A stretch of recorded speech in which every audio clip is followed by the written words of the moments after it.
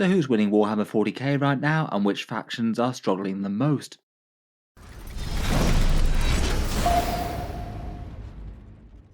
Hello and welcome back to Auspex Tactics, where today we're looking through the armies of Warhammer 40K, see which are doing best in terms of tournament performance and strength in game, and which ones are unfortunately lacking, maybe in the crosshairs for Games Workshop balance improvements.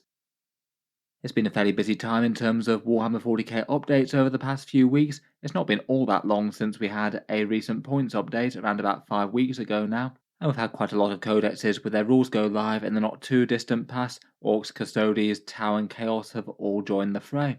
I was interested to take a proper look over faction win rates at tournaments since the balance update, just to get a raw measure of each faction's strength. For this video I'm going to be going mainly by faction win rates as opposed to other metrics. While they certainly don't give the entire picture and can be skewed by a few different things, I think in general it is probably the most rough and ready helpful metric for the average player out there. Though it might become a bit less relevant if you're genuinely one of the people who's in contention for topping grand tournaments regularly.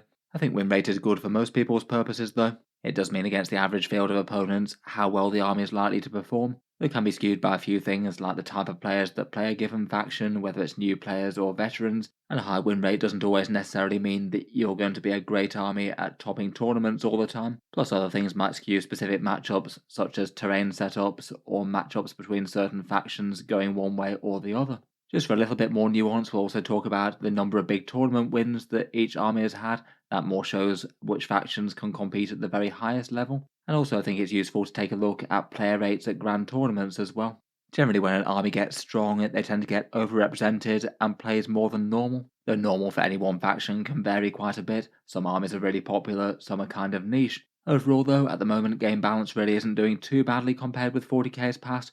Most armies can compete in some way, and no single faction is utterly outright dominant. A few armies are outside of Games Workshop's stated targets of 45 to 55% win rates currently, maybe a few more on the lower end of the spectrum versus breaking the upper end of the spectrum, and hopefully with the next balance update kind of soon, it should mean that Games Workshop should give a few armies a bit of a boost, though I guess we'll wait and see. In any case though, let's jump into it and start out with the struggling end of the meta. These are the factions that are having the most trouble in game right now, all at 45% win rate or below. Though it still seems that with a few of the best lists, these guys can still compete in tournaments in places. Both Dark Angels and Tyranids have won at least a couple of big events recently, and at least compared with the number of armies that were featured in this section before, it's kind of similar versus prior to the last points update. Some of them really haven't moved much since last time, it being week before, and then any boost they did get, not enough to help them out. We'll put the armies on the big chart as they go along. In this section though, it's Deathwatch on 40%, then Dark Angels, Codex Space Marines, Admech, Tyranids, and Adeptus Custodes making up the rest. Starting out, and probably surprising no one by being in last place on this counter, we've got the Deathwatch. These guys seem to be near enough dead as a competitive faction right now. Almost no one's running them in tournaments. It does mean that data needs to be taken with a pinch of salt, though the win rate doesn't look good either.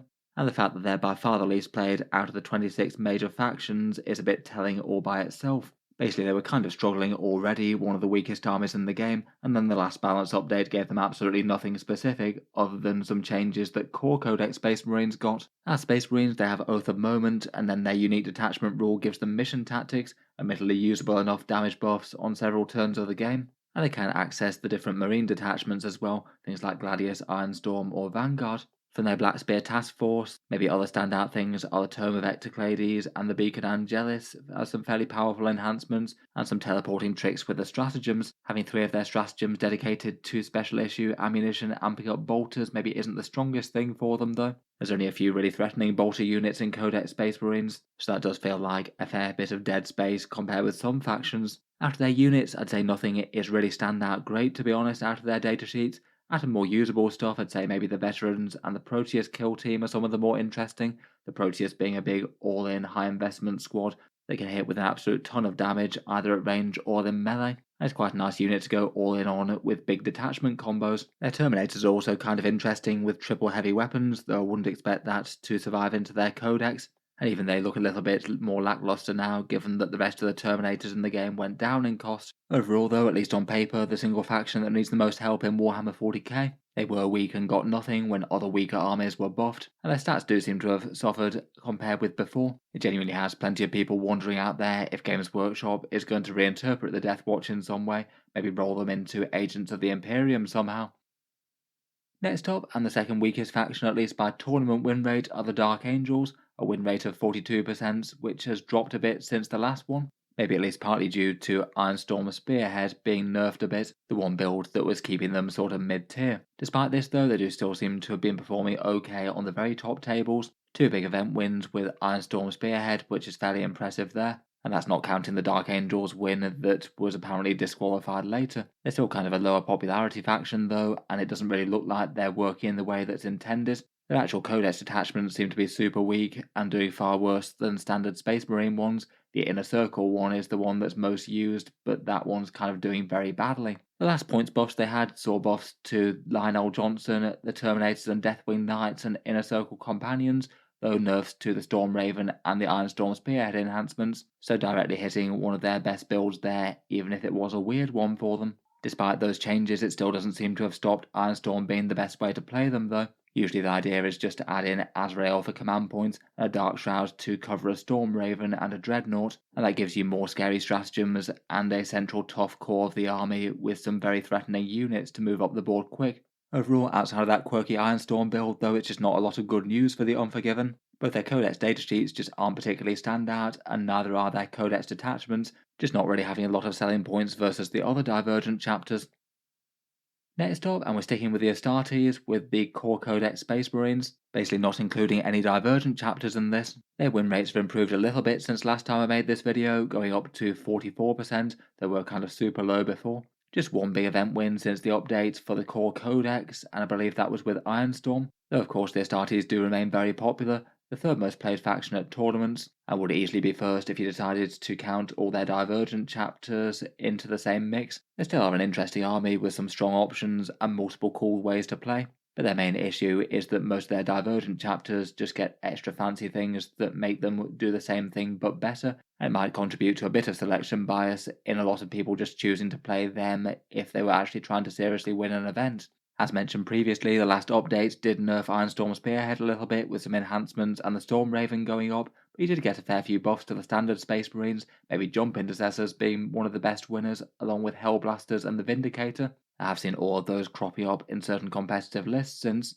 For their detachments, the Ironstorm, Gladius, Firestorm and Vanguard seem to be the ones that are most played since the Codex came out. They all have interesting things in their own way, and their fortunes have waxed and waned a bit. And then for core codex chapters, the Salamanders and Ultramarines generally seem to be considered to add the most to the army. With Ultramarines, Marneus Calgar and Uriel Ventris is pretty nice. They're particularly good in Ironstorm Spearhead. Otherwise, I would say that really quite a lot of Codex Space Marines is usable at least casually. Maybe a few things stick out, such as Scouts and Infiltrators being in a lot of lists to help with objective scoring. There's lots of options for big damage dealer type things. Redemptors, Gladiator Lancers, Ballistas Dreadnoughts, Vindicators, maybe Repulsor Executioners. Quite a lot of people like to run Land Raider Redeemers to deliver various melee combos, and most of the Elite Infantry and Intercessor variants are playable as well. In general, I feel like Space Marines maybe aren't in quite as bad a place as the stats suggest here. There's definitely a dilution effect from people running things as Divergent chapters, plus Space Marines do tend to have a bit of a newer player bias, and on top of that just aren't really the easiest army to collect an absolute top tier Hones list just due to their ridiculous unit variety. You might have a lot of Space Marines in your army, but you might not be able to put 3 of the absolute best thing on the table if it shifts to something unusual. They could still probably do with something to actually make you play Core Codex Space Marines though, as opposed to Divergent chapters. Next up we have the long-suffering Adeptus Mechanicus, where the light might be finally at the end of the tunnel for them, hopefully. Their win rate does seem to have improved a little bit since prior to the last points update, going up to 44%, though still well below average for 40k. They don't seem to have won any big events since the points update, and still have very low play rates, second only to Deathwatch there, 25th out of the 26 most played factions. Last time round, Games Workshop basically did what everyone was hoping they wouldn't do, and just put the points down a little bit further, mainly targeting some of the less good damage dealers and making them a bit more usable, but still maybe not adding crazy amounts of army strength, and the best way to play them still seems to be Skitarii Hunter cohort, with lots of durable fast moving units doing move block things. Otherwise they get their Doctriner Imperatives for your choice of shooting buff and debuffs. and the other detachments in their codex are kind of usable but not really stand out, though people occasionally run them to some success. For their stronger units, mainly its cheap board control units, as I was saying, Taraxi, Dragoons and Iron Striders, Vanguard and Dune Riders. Maybe if you actually want to deal some damage, some Cataphrone Breachers, perhaps the odd Honoured Dune Crawler with Neutron Laser since the points cut. But they do have plenty of other playable options. Just for the most part, they just don't tend to be particularly threatening in terms of damage, and each unit just isn't quite as threatening as you'd like it to be on the tabletop. In any case, Games Workshop have said that there's rules changes coming for the faction in a couple of weeks' time. Hopefully they manage to do something kind of exciting for them. At the moment, their army is just one that people aren't excited to play with very much. Lots of units that just don't have much damage output and often function as very, very expensive and hard to paint chaff. I think perhaps the biggest thing on the wish list is just adding a fair bit more damage to the army overall. Next up, we've got the Bugs from the Void in the Tyranids. The launch faction of Leviathan doesn't seem to be doing particularly well anymore. Their win rates have basically been slowly slipping down and down for the entirety of 10th edition so far. Currently, it looks like they're around about 44% wins, though they have disproportionately won a bunch of events since the points update. Usually when that happens, it kind of implies that they're a sort of high-skill faction that a few very skilled players are managing to do well with, but the average player is having a tough time into the strongest enemy armies. I guess at the moment Tyranids don't have all that much damage output to work with and have to really carefully play the objective game with their lone operatives and things. In popularity, they're kind of middling at the moment, around about 12th most played at tournaments, which is actually quite a big slide for them. They were right at the top earlier in 10th. Lots of people have started collecting them this edition with the Leviathan box. With their points changes last time, they had a small nerf to gargoyles and then a bunch of drops on lesser played things. Maybe one of the most impactful might have been the Lictor dropping down to being really quite a cheap lone operative, though he does have good competition from Deathleaper and Neurolictors. For their core rule, they do Synapse and Shadow in the Warp for some Battle Shock advantages. Their favoured detachment, for the most part, seems to be Invasion Fleet, though most of the rest are at least usable, with the Vanguard Onslaught, Synaptic Nexus, and Unending Swarm.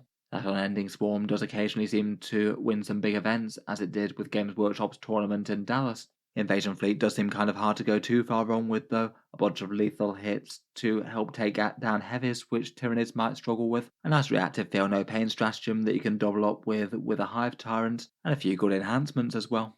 For stronger units, as mentioned, their lone operatives are all great. Gargoyles are excellent for scoring objectives. Neuro-Tyrants can be quite popular, often guarding the home field with their torrent attacks and buffing the Shadow in the Warp. Then for a bit of mainline damage dealing, it often tends to be batteries of Exocrines, maybe some Maleceptors, perhaps the old Haruspex or old One-Eye.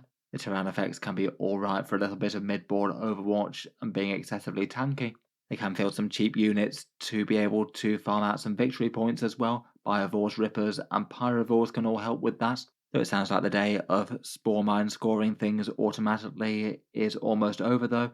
Games Workshop have stated that OC0 units won't be able to score secondaries for much longer, so hopefully that means they'll actually have to try and make Tyranids a bit more strong on their own right, and not just have them rely on these scoring tricks which they've been propped up by far too long. Next up, I suspect that most people were expecting the Adeptus Custodes to be somewhere around about here. 45% win rate, so dropping a big 10% on pre-codex, flips from one of the top armies in 40k to the bottom. When Custodes aren't particularly strong, they don't tend to do well at big events, tend to be a bit more of a bully stat check sort of army. Quite good at punching down against things that don't have enough big heavy firepower to handle them, but not very good at doing clever plays to take the top tables. They're crazily less popular than they were before. At grand tournaments, they were one of the most popular factions in the game, though people have abandoned them en masse and swapped to other things, dropping down to around about 18th out of 26. Maybe not too surprising with how badly the Codex was received. A couple of the detachments did add a little bit of interest, but broadly every section of the Codex did get worse in its own way. Whether it was defense against devastating wounds, the Martial Qatar being nerfed, and several datasheets getting reined in more. Despite all the bad news though, still doesn't look like they're utterly out of the running. 45% wins definitely on the lower end of the game to the extent where they need help, but it's not quite as far behind as some factions at the start of 10th were. They still have fairly chunky stat lines and pretty nasty close combat that can be a pain to deal with, boosted by the Martial Qatar, and then largely using either the Shield Host or Talons of the Emperor, with quite a lot of people using both of those. The Talons one gives you a bit of protection against mortal wounds, and a few synergies with Sisters of Silence, plus quite a nice amount of supporting stratagems. The Shield Host maybe is a bit better for that enormous turn of damage dealing that you can get from it. Effectively, Custodes calling the war. Strong lists seem to be building around Custodian Guard and Wardens primarily, maybe some Alarus to support. They're often headed up by blade champions or shield captains. The shield captains maybe more to bear enhancements and things. Sisters of Silence are handy enough to have around for actions and objectives, and Caladius tanks for a bit of good anti-tank dipping into the Forge World section. They certainly feel like an army that's in big need of improvement though, that flips right back from being a bit too strong to a bit too weak. Some things are still overcosted, and could probably do with some sort of faction-wide, at least small save against devastating wounds. Even if Games Workshop just added it on as a band-aid balanced data state thing that everyone got a 5+ feel no pain against devastating wounds, I feel like that would actually go some way to making Custodes a little bit more mid-tier. Moving onwards and upwards, here are the factions that are a bit above the absolute minimum acceptable 45%. These ones ranked between 46 and 48, and generally a bit more capable of punching up and beating the average enemy army. I'd still say that most of these aren't really standout factions in Warhammer 40k, though I feel like Chaos Space Marines featuring here is a bit premature. This one's only going off 1 week worth of tournament data, and during that week they did win 2 tournaments. I feel like there's more to see from them yet. In any case, though, listed here we have the Astra Militarum, Tau Empire, Chaos Knights, Aeldari, Leagues of Votann, and Chaos Space Marines. For the Guard, they do seem to be kind of permanently nailed to around about the 45% win mark throughout 10th edition, though they do have a whole bunch of interesting data sheets and cool synergies in their index. Perhaps a bit more resilience to changes than some other factions. They've managed to win 2 big events since the last points change, and still remain really quite a popular faction, the 6th most played overall. A very popular army out there, and at the moment, even if they're not desperately strong, there's a lot of interest to be had in the index. Most of the units are usable in their own ways, and they can come together in interesting combos with lists that look quite different to each other. Their core rules grant orders for things like extra movement, extra hits, or boosted saves, and they have born soldiers for lethal hits if they're static, maybe more relevant for artillery than most, though it can help on other things in a pinch. For their stratagems, Fields of Fire is quite a nice one for extra AP when you're focusing down one target, and reinforcements to recycle some infantry or other regiment keyword things. Before the last update, they'd been in the weird spot where the average guard player wasn't doing very well, but just one kind of specific list with Borgrins, Kazakin, and Manticores was managing to win some really quite big events in the hands of some of the best guard players around, though they came down on that really hard, nerfing those specific units. They're handing a few things some buffs to compensate, some of the lesser played Rosses, Rough Riders, and Scions, all of which do seem to be seeing a bit of play. In general, though, I feel like Games Workshop have actually done quite a good job with making the vast majority of the Guard Index playable right now. Lots of things do their role really quite well. Scout Sentinels to mark things, Bulgarin to tank the midfield are still alright, Kathchans for some cheap and scouting at OC, orders dispensed by Lord Solar maybe with a platoon command squad to back them up, and Creed to mark things for extra AP. The indirect fire was nerfed but still remains usable with Basilisks and Medusas, maybe some Earthshaker batteries. Gaunt's Ghosts can be nice for objectives, Tank Commanders, Rosses and Dawns are alright, Vanquishers are quite cheap, and since the last points update, a few people do seem to have been experimenting with Scions and Rough Riders. 120 points for 10 cavalry really isn't all that bad now, and Scions can hit very hard for cheap from reserve. In general, I'd still say that Guard aren't in the worst place in the world, they're just generally a bit underpowered and harder to win with than most factions out there. It still feels a bit weird that most lists are building around Lord Solar Leontus as pretty much an auto-include as well. He is maybe a bit of a game-warping datasheet though, due to just how much of the faction's strength depend on his core orders and extra command points. Next up, at least on the initial tournament stats, it doesn't really seem to be looking like a great entry for the Tau Empire. 46% wins at big events, just one single big tournament win in the first few weeks since they've gone live. And certainly compared with how a fair few people were predicting that they were going to be one of the strongest factions in the game, it seems that Games Workshop rather got ahead of themselves and countered that with a bunch of points rises, things like Breaches and Devilfish going up, along with some Forged Suits, and Riptides and Kroot going up all stung a bit. With the new codex and people trying out the detachments, they still seem to be popular right now though, the 4th most played army at tournaments overall. At first impressions, it looks like people are at least having some success with every one of the 4 detachments, which is good to see. Perhaps Montcar and Kauyon being the most successful out of them, the Retaliation Cadre and the Kroot still having some success. I believe that the event win was a Retaliation Cadre one. Out of the new ones though, it looks like people were most excited for Montcar. Faster moving and lethal hits is quite nice, plus they have some good stratagems for doing a bit more of both. For standout units, it still seems that lots of people are using Breaches and Devilfish for the midfield, maybe backed up by Riptides. some hammerheads for some long-range fire support, seemingly far more so than broadsides given the points increase on them.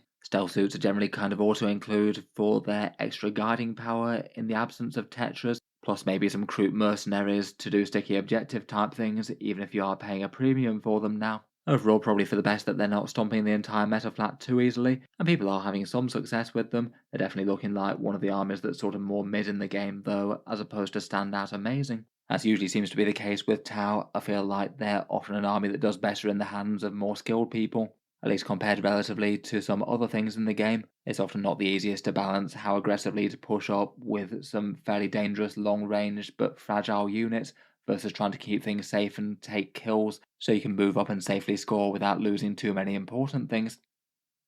Next up, on 47% wins, are the Chaos Knights. They're around about where they were before. Not really too surprising there, given that they didn't really get any updates at all in the last points changes, though it doesn't seem that anyone's having success in major events with them, and they're sort of middling in play rate at the 14th most played in tournaments. As with them and the Imperial Knights, they tend to be armies that do well in the sort of mid-tier of 40k, but will struggle if they're matched up against some of the best players around playing the top lists, as they just have a little bit less scope for playing clever. The army rule is the harbingers of dread for the battle shock things, can genuinely be impactful in stopping objectives being scored against low leadership armies that you damage multiple units of, and can translate to some damage and defense later game, but a bit random and scattergun. Otherwise, they've just got quite a lot of scary profiles, particularly fast moving war dogs, the stalkers, and the carnivores tend to be some of the best there. They've got easy access to allied demons, most lists taking a whole bunch of Nurglings for objective support, though I guess that will be less the case in the future.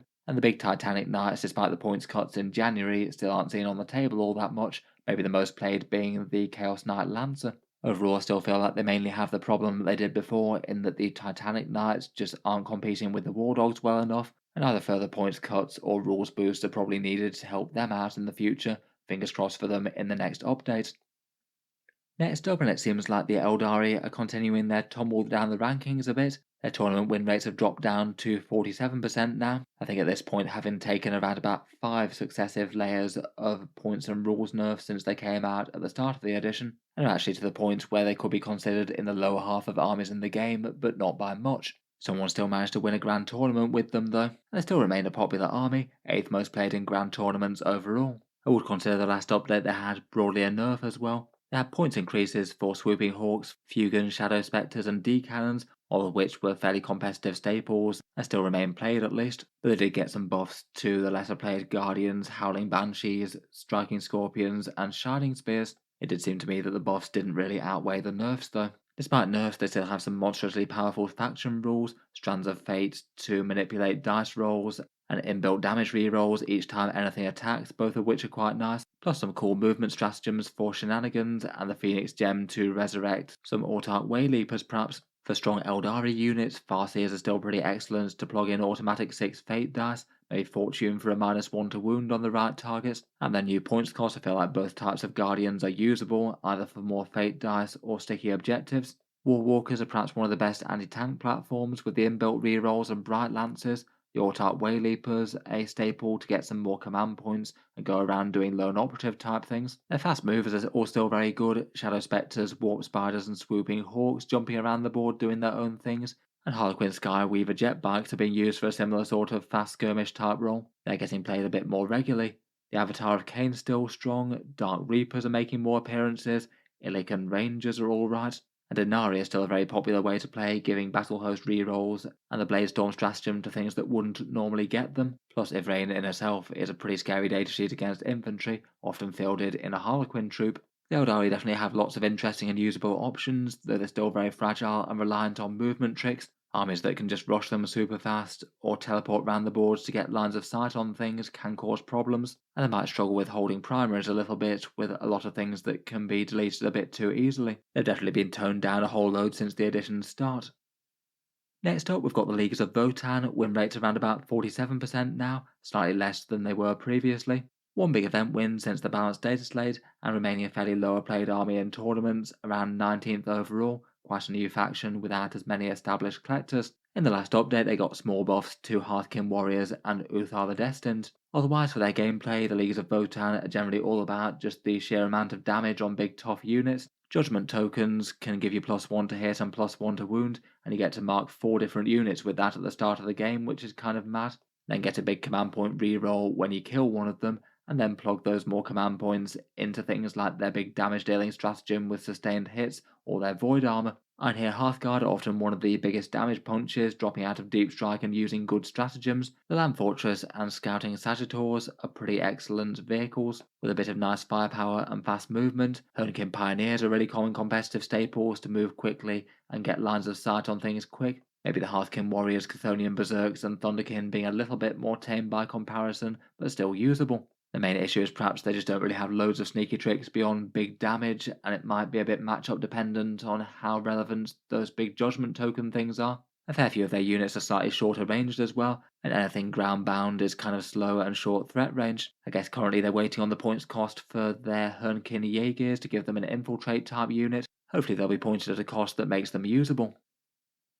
Next up, we've got the Heretic Astartes in the Chaos Marines. They're a bit of a shaky entry on this list, given that they've only just had their codex release and their points go live. Last weekend was their first appearance, getting a win rate of around about 48%. They're given one weekend of data that could easily change in a big way, and if anything, I'd probably expect it to go up, not down. They did win 2 events right off the bat, one with Renegade Raiders and one with Packbound.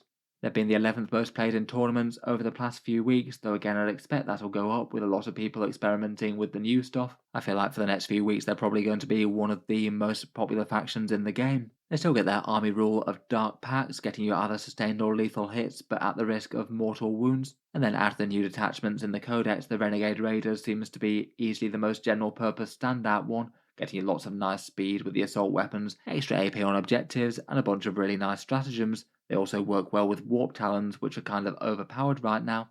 Beyond that, maybe the Pack-bound one and the Soulforged War Pack seem like the other most interesting ones, though I feel like Renegade Raiders is probably going to be the go-to.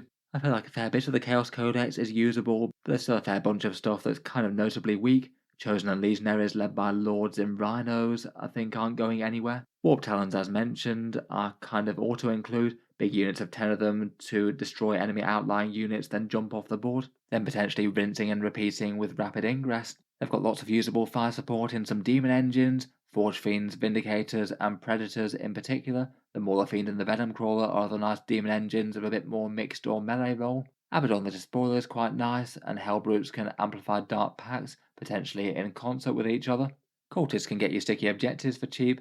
Chaos Bikers are really nice and efficient just for their all-over offerer. They do have access to Demon datasheets or Chaos Knight datasheets if they want it. Nurglings at the moment, again due to the Objective Control 0 thing, they're likely not going to be as useful after that.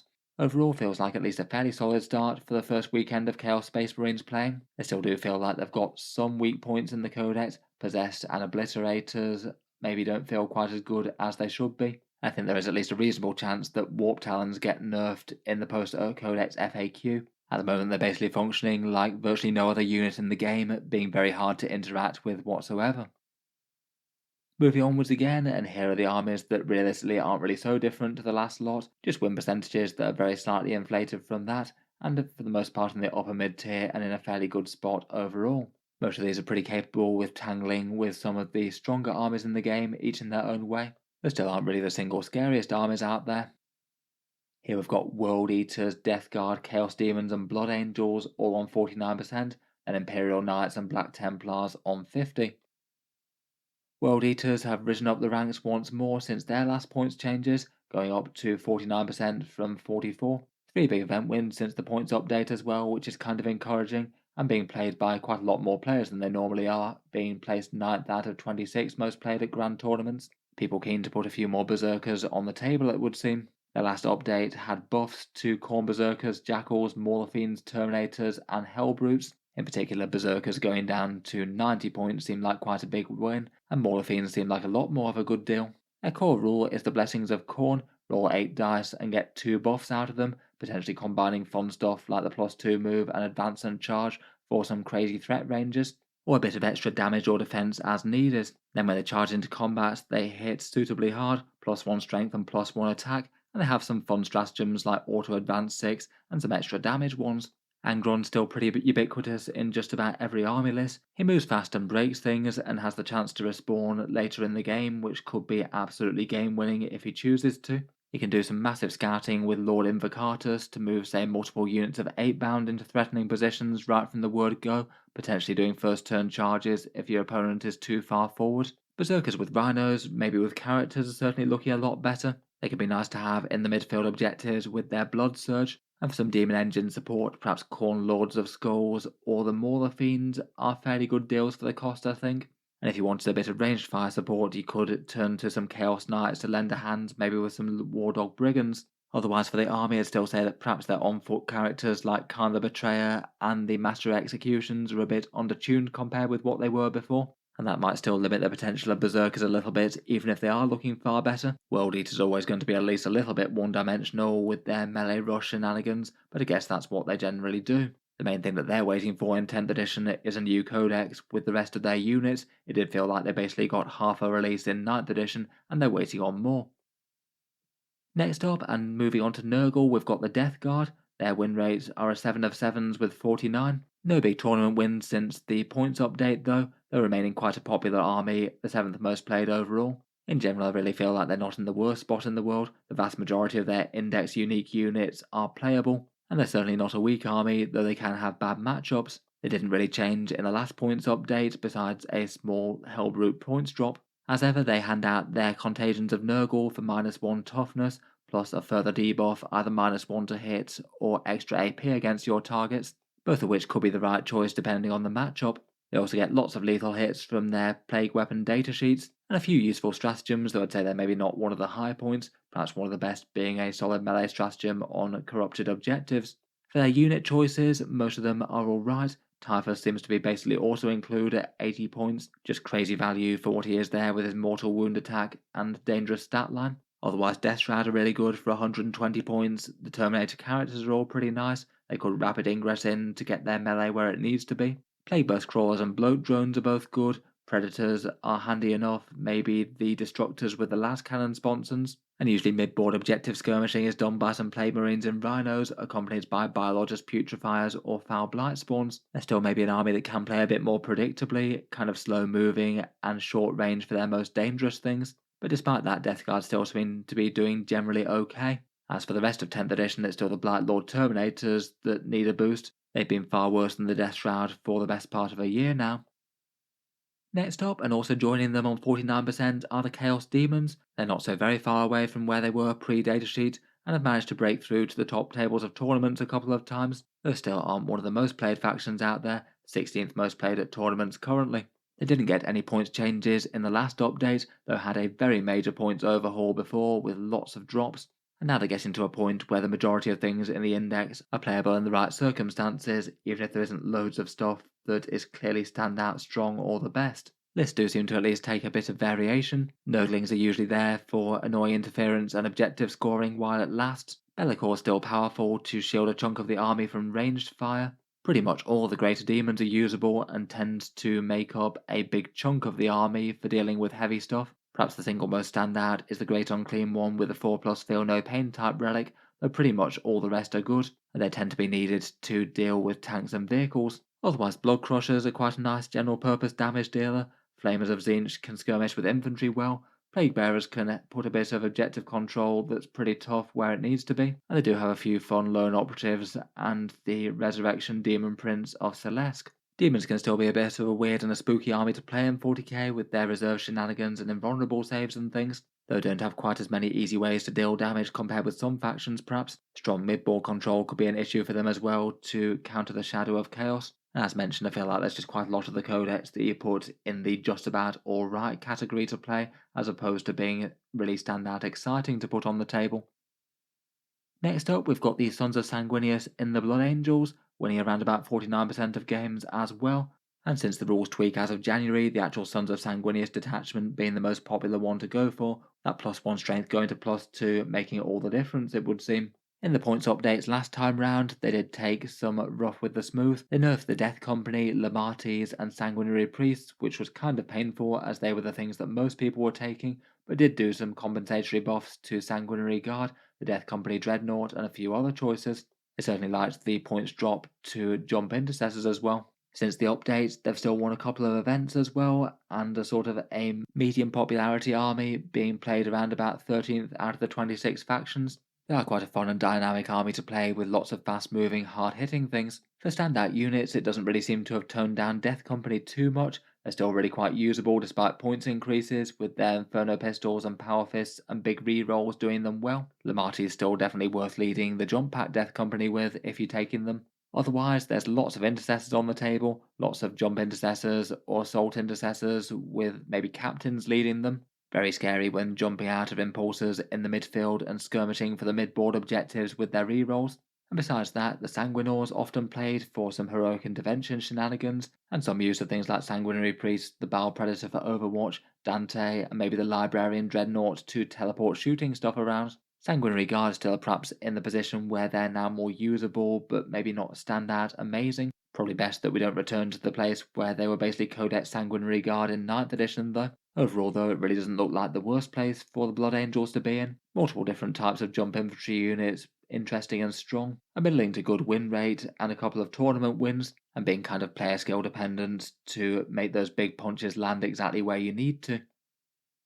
Next up, and on 50% wins, we've got the Imperial Knights, which seem to be unchanged here since before the last points update. They didn't really get any changes admittedly, so they weren't likely to go anywhere enormous. Perhaps the biggest impacts being small increases to things like Voidsmen at Arms or Calidus Assassins that they might often want to take as allies. It doesn't look like people are too excited to put their big stompy robots on the table currently though. They're the 20th most played faction out of the 26, so pretty low there. One person does seem to have done enough to win a 5-round tournament with them in the last 5 weeks, though.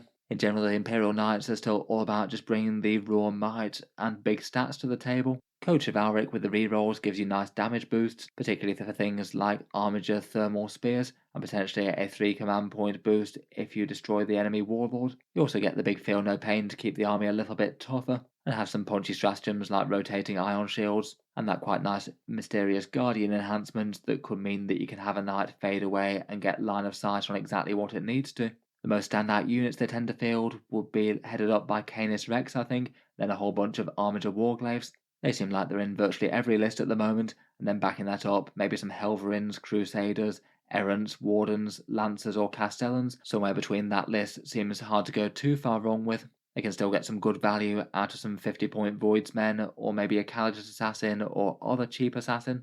Having units that cost less than 140 points isn't the worst idea. Overall seems to be broadly in the place where they were before, a little bit basic and predictable maybe, hampered by terrain, and can have issues with big enemy armor, but just against the general field they should be able just to use their raw might to destroy good chunks of the enemy. Certain forces out there just won't be able to deal enough damage to them to bring them all down. And in general, they just seem to be fairly stable at a fairly high win rate, but not an army that tends to win all that many grand tournaments. Moving on, we've got the Knights of Sigismund for the Black Templars.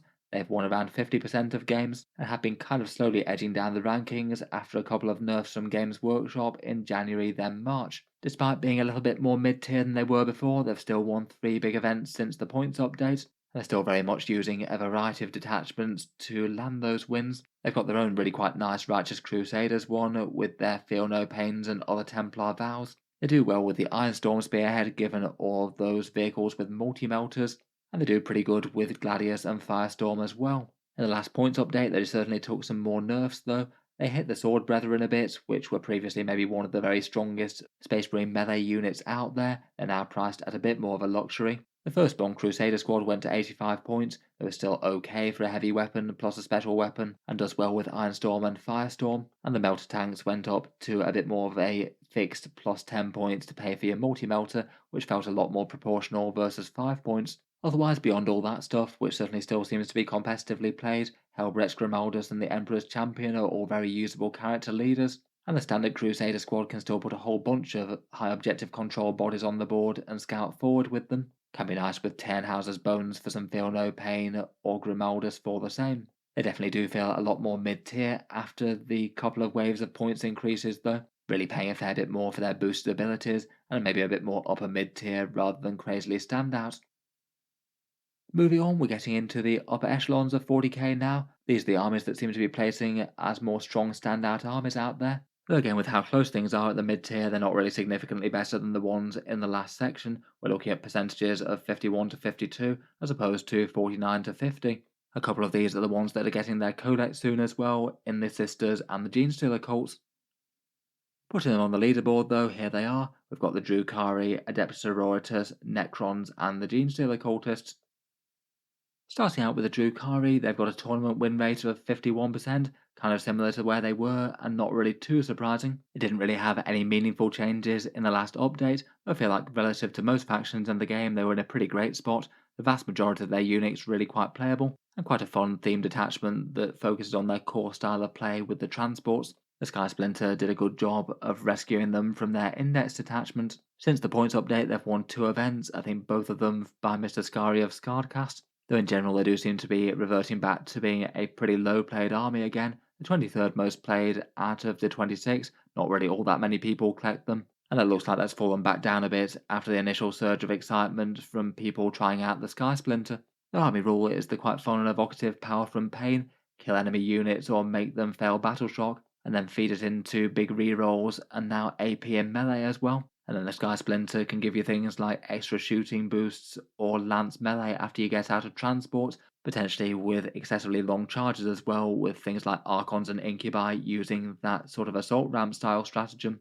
As mentioned, I feel like pretty much the vast majority of their codex is really playable, Raiders and Venoms being the staple in the Sky Splinter, often with Archons and Incubi, or Lilith Hesperachs and 10 Witches jumping out of them to make use of Lance, or Cabalite Warriors in them to mark objectives for the sticky objectives type rule and have some good firepower. Scourges are pretty nice with their move shoot move shenanigans with a bunch of Lances. Infiltrating Mandrakes are borderline auto-include for scoring things. The Kronos is nice and cheap, exceptionally tough, and farms pain tokens. The Talos is a fine datasheet, though probably does better outside of the Sky Splinter awkwardly. And a Beastmaster is quite nice to throw a whole bunch of chaff in the enemy's face and get control of the board early.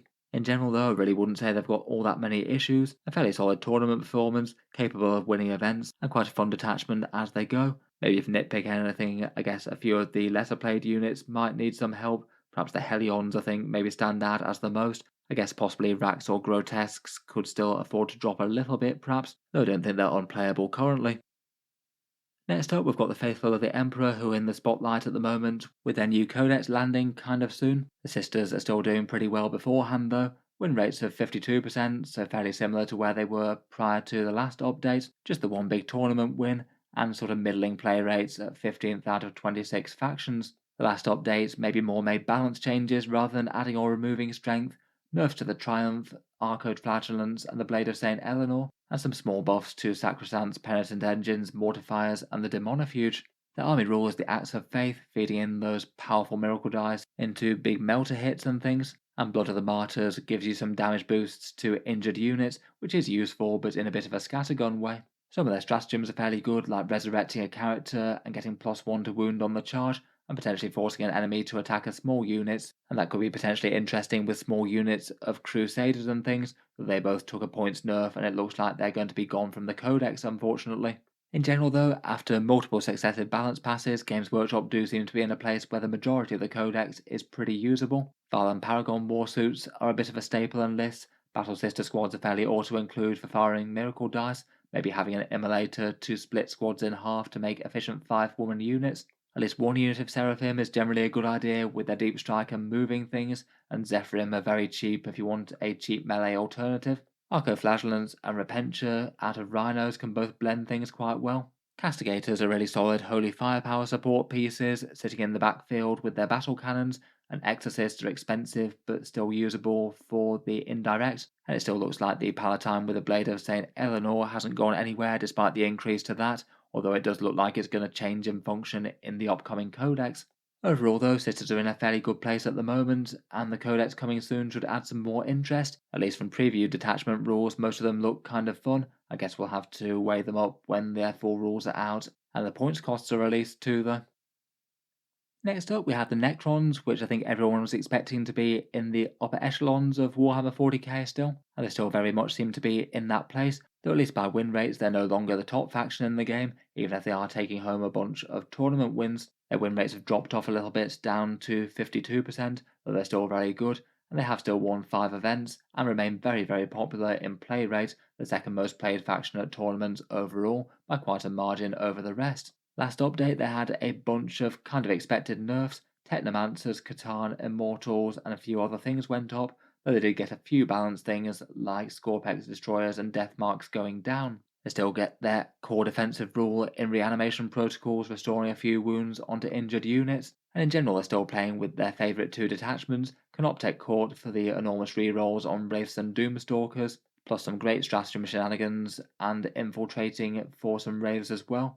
That one seems to have still been doing the best post-update, even if you get less stuff, because you have to pay more points on the Technomancers.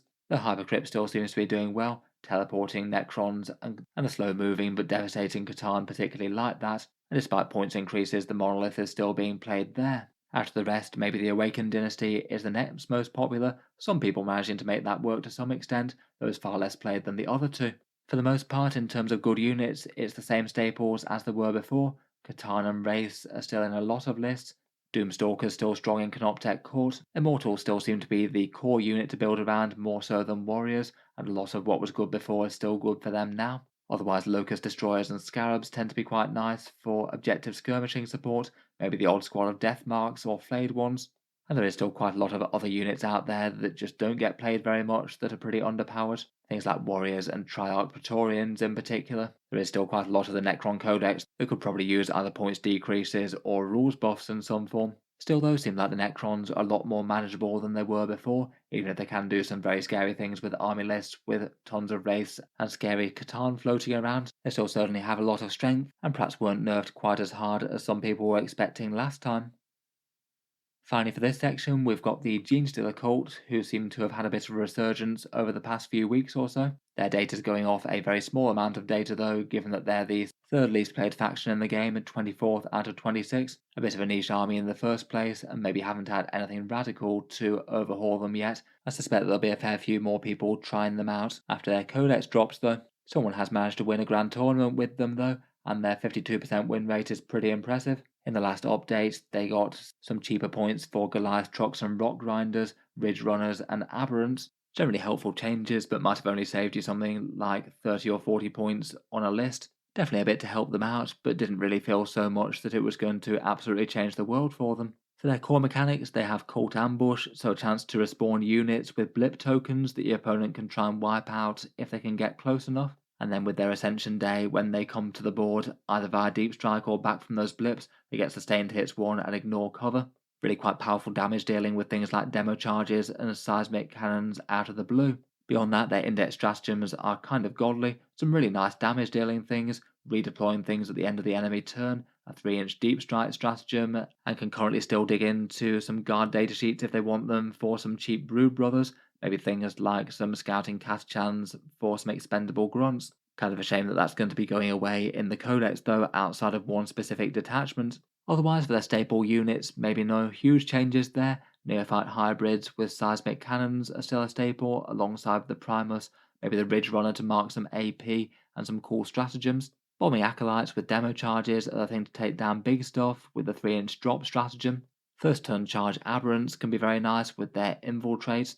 And out of the support characters, maybe the most standout could be the Reductus Saboteur, just loads of damage for a lone operative, and feels like she's often going to trade out well with enemy units if she throws a bunch of grenades and a demo charge around and then dies. In general, Genestealer Cults do tend to have a bit more control of the game, and the other player might be a bit more reactive than normal. They still definitely have their weaknesses. The Alpha Strikes do need to hit hard, as they can easily fold when they hit back. Fast-moving units, sort of aggressive pushing armies, or deep strikers can counter Cult Ambush tokens by moving up to your units, tagging them in combat, and maybe removing tokens nearby. And other things can potentially hurt a bit, like Big Overwatch, or being a bit random for the odds of fate whether or not certain units get Cult Ambush or not. The Codex is coming soon though, will be interesting to see if they get anything as interesting as Ascension Day. Hopefully they get a fun Codex with a bunch of viable playstyles. Finally though, we get into the top 4 factions by win rate, these 4 overshadowing the rest by a good few percentage points, a bit of a jump between 52 and all the way up to 55. It seems that we have 4 armies here, Orks, Thousand Sons, Grey Knights, and then Space Wolves just a fraction above. To be fair though, for Warhammer 40k balance, this is about as good as it ever gets. Not one army that's just lording it over all the rest by a clear margin, and all of these factions, at least by Games Workshop's balance metrics, are sort of borderline as opposed to stand out too much. Still though, they maybe are making a spectacle of themselves up here a little bit. If any armies are going to attract some sort of balanced attention, it does look like it's probably going to be these as a result. Completing the graph, that gives us the Orks, Thousand Sons, Grey Knights and Space Wolves taking up the top spots. First up, we have the Orks, and I feel out of any of these guys are the ones that are most prevalent and the biggest thing that you're likely to run into on the top tables. The win rates might be kind of at level with the rest, but by the other stats, maybe they're the one that is the most obvious. They've won 13 big events since their Codex launch and points updates, more than any other faction, and they are the single most played army in tournaments, so you are likely to see quite a lot of their army lists stomping around and kicking the enemy flat. They do basically feel like they are the army to beat right now. Most event wins, most played, and a joint top army performance. In their recent codex, they still have their core army war rule, getting invulnerable saves, extra strength attacks, and advance and charge, massively powerful boosts for a turn. And then their most popular detachment, and the one that people have most success with, is the Bully Boys. You basically get those benefits for 2 turns in a row, provided you have a boss in the unit, which is just massive across the army in the first place, and then a bunch of tailored support for knobs and mega knobs, particularly handy for mega knobs with a big 4+ feel no pain in the war. They are one of the strongest Orc datasheets even outside of the Bully Boys. Otherwise, by the win rates, Green Tide is also doing great. It's just very tough and has a ton of objective control to flood the board with, kind of hard to outscore it, and if you do play a bit too aggressively, then the big mobs of boys can punish you fairly hard. Otherwise, for the other detachments, it looks like it's Warhorde and Dread Mob that are having at least a little bit of tournament success, though far less notably so than the first two. For standout units, still anything that's got some strong melee might is well worth it. Mega Knobs and Boys maybe being 2 of the most standout datasheets, but Knobs, Beast Snaggers, Squig Hogs, and a few other things led by bosses of one sort or another are quite good. The standard support units tend to be Gretchin and Storm Boys. Gretchin farming CP, Storm Boys doing secondaries. Gaskell himself is pretty good. Trucks are still excellent for their points cost and delivering things to melee. Battle wagons are usable, and there's plenty of stuff that's in the sort of alright supporting category beyond that. Despite the Codex release, I'd still say that one of their major issues is that Dakar is just a bit underpowered. The Dread Mob makes a few of the bigger walkers sort of limp into being okay, but the Buggies and Plains datasheet still leaves a fair bit to be desired. Still, across most of their units, anything with high saves and access to Armor of Contempt can really cause issues as well. Choppers with AP1, even en masse, can struggle to bring down tough stuff with high saves on the go. Still though, certainly in their strongest builds, the Orcs look like they're one of the best armies in the game right now. Pretty fearsome against the field. Next up, and certainly one of the armies that I was expecting would do really well, are the Thousand Sons. Seems like the numbers do seem to be bearing that out. They've got a top tier win rate of 55%, up 4% on last time. They're being played a lot more than they were before, up to 10th most popular faction in the game, which is far more than normal for them, and they've taken down 7 big events. At least proportionally per the number of players, that's kind of on par with the Orcs for the numbers of players versus the amount of events won. The last update maybe didn't change things too massively for them. A couple of enhancements were nerfed a little bit, but not so much that they're not good. And then beyond that, they got a whole swathe of points cuts to a bunch of supporting units, things like cultists, demon engine type things, and scarab occult terminators. They tended to be the extra things versus the core of the army though, so maybe weren't quite as impactful or massive. They still have their enormous power from the Cabal of Sorcerers special rule, generate points with certain Psyche units and then spend them on some nice spells, potentially being able to double them up or use other interesting things out of certain sorcerers or enhancements. And their detachment rule helps out with a little bit of psychic damage boosts, maybe messed for Magnus himself, but alright on a few of the incidental squad sorcerers. From the index, those spells are certainly some of the most notable things. Removing armor saves is enormous, Doombolt is a strong extra damage option, and double moves are nice. They've got some nice reroll stratagems for psychic damage, and the Umbralific Crystal can be fun to teleport a unit around. They also have a whole ton of Warp Flamers, which can be pretty good for any enemy units that you're skirmishing with on objectives, being particularly strong against enemy infantry. For the core of the list, it's usually multiple small units of rubrics with Warp Flamers, maybe some Soul Reaper cannons as well, escorting a whole variety of the different sorcerers. Different ones can be good for different roles, like Infernal Master shooting damage, Ahriman for +1 to wounds, and both the sorcerers on foot and on disc can be good as well. Some of them often run solo. Magnus and Ahriman tend to head up just about every army, they're both really efficient, and Magnus is kind of necessary for a bit of the raw punch of the army with some massive psychic damage at range and melee. Otherwise, I feel like a bunch of their supporting units are usable but maybe a bit more niche. Zangors, Zangor Enlightened, Scarab Occult Terminators. Mutaliths are quite nice for extending the range of the rituals, and Spawn are okay for some objective skirmishing. It's maybe a little bit disappointing that Scarab Occult Terminators don't seem to be quite good enough to get some adoption in competitive lists, even dropping down to 200 points. I say they're in the space where they're easily quite usable casually, but just don't seem to be outcompeting more Rubric Marines with Cabal points and Warp Flamers and Sorcerers for the most people. Overall, looking really quite strong though. Maybe the main issues are just being very reliant on a good use of the core mechanic and choosing between the multiple big decisions that you can make with it. They also tend to be not really all that fast or all that tough point for point. Definitely an army that's more cerebral than most in 40k, as is their reputation, with a big difference as to whether you take certain choices and play some things carefully rather than just trying to roll over the opponent. Next up though, it seems to be a good time for Psychers in Warhammer 40k, as the Grey Knights are also ranking up here as well. They're winning around about 55% of games as well. 5 big tournament wins since the points update, and a very popular army at grand tournaments as well.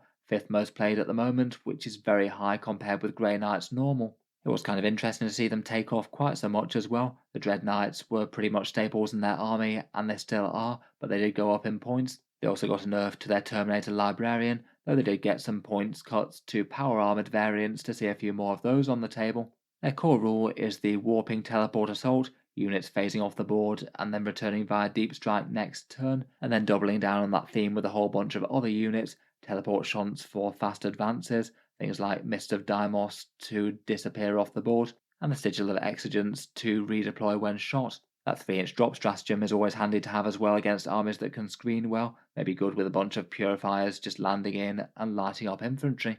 Overall, after a few balance updates, most of the units seem to be really quite solid in game. Dread Knights still remain good and kind of necessary to deal with enemy heavy hitters. The heavy side cannons getting their AP buff and ignoring cover was a big deal.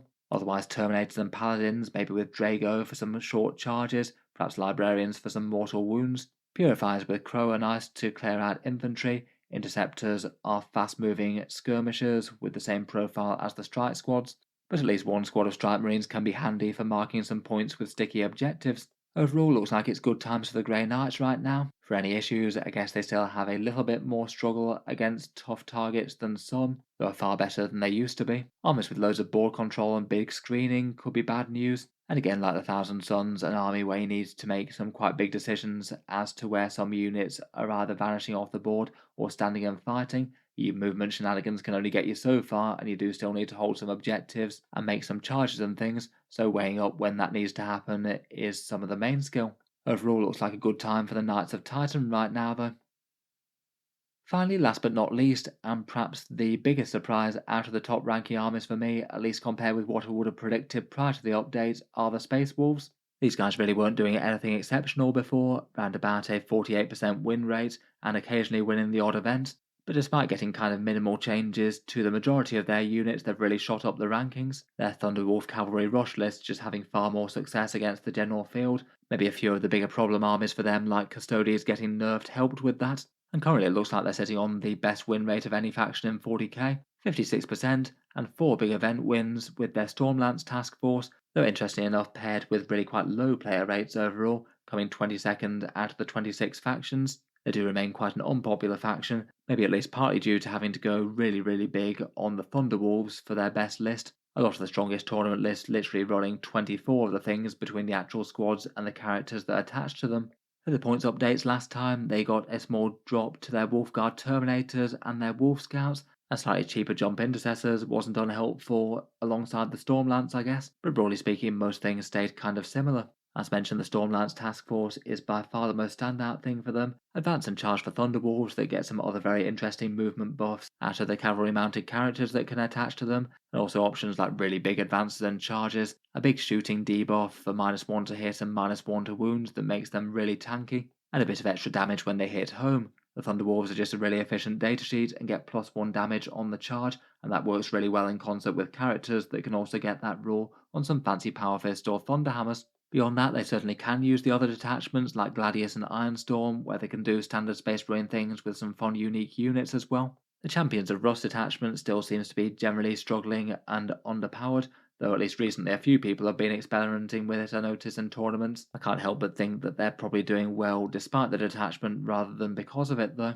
Otherwise, for Space Wolf unique things, Logan Grimnar's quite nice for a big turn of reroll charges and reroll hits in melee. Fenrisian Wolves are nice cheap scoring units to do secondaries with until the OC0 limitation kicks in. And otherwise, Wolfen aren't bad with their damage 2 hammers. Ulrich plus Blood Claws is alright. Ragnar Blackmane is nice enough with some assault intercessors, and Beyond the Fell-Handed is quite a well-rounded scary dreadnought. Overall, seems like the Wolves of Fenris are a pretty good spot. Perhaps main issues might be things like their wolves getting screened out for a turn or two, though they can move spectacularly fast whenever they do manage to chew through screens. Probably their biggest weakness is the Champions of Rust attachment, which I think still needs major buffs to catch up with the rest of the Space Marine ones. And internal balance really isn't great for them. Pretty much every list is just over-reliant on Thunderwolves, which isn't really the best place to be in, dependent on one unit. If they are going to be winning this much at tournaments, there's at least a reasonable chance that Thunderwolves get nerfed, and that's probably going to hit the faction kind of hard. Finally, let's just have a quick roundup of the overall standings on other things. For numbers of event wins, it looks like it's Orks followed by Thousand Sons, Grey Knights and Necrons, Space Wolves and Tyranids interestingly enough doing quite well after that, and then the majority of other factions having won at least one event, only Custodes, Admech, Deathwatch and Chaos Knights all in with 0. Otherwise, for faction popularity, obviously this one's going to be skewed a bit by how many people collect the armies to start with, but it seems like it's Orks well ahead of the front, followed up by Necrons, and then most of the rest of the armies at least a bit more squished together. Space Marines, Tau and Grey Knights next, Grey Knights in particular being kind of unusual to see up there, and then examining the bottom end of the spectrum, perhaps a few of the usual suspects ranking there, Space Wolves, Drukhari, Genestealer Cult and Admech, all tend to be armies with kind of low followings, and Admech sentiment is kind of low, more so than normal, and Deathwatch seem to have been neglected basically out of existence with most people taking them to events. Finally, here's just the overall win rate graph once more again. Overall, despite clearly having some armies that have some major problems that need addressing, it's really not the worst state that 40k has been in, probably better than the vast majority of its history. Nice to have a time where the absolute single best faction isn't quite as obvious as it used to be, even if there's a good argument for Orks there, I suppose. And even amongst the factions that have put in the red here, the majority of them can do at least alright, some of them even taking down grand tournaments fairly regularly, though often it's with very clever people and with a list that most people might not enjoy playing as much. As always, fingers crossed Games Workshop can get some of them heading a bit more into the mid-tier. In any case, let me know your thoughts on any and all of the factions. Look forward to hearing your ideas on game balance in 40k right now. Will be interesting to see where this goes in a couple of weeks' time, with Games Workshop saying that there's going to be a new balanced data slate fairly shortly. If you've enjoyed the video and you'd like to see more like this, then feel free to subscribe to Auspex Tactics. I'll certainly keep the regular 40k videos coming, and I do tend to post new ones just about every day. Finally, if you have been enjoying all the videos on the channel and you'd just like to help support, I would just like to mention that Auspex Tactics does have a Patreon page as well, and you can find that linked in the video description down below. Channel patrons do get a fair few advantages, seeing certain videos early, regular votes to see what sort of things come next on the channel, and automatic entry into the regular prize giveaways with a chance to win some big model kits each month. If any of that sounds good to you or you'd just like to help support, the link is down in the video description. In any case, a massive thank you for listening, and I'll hope to see you guys next time.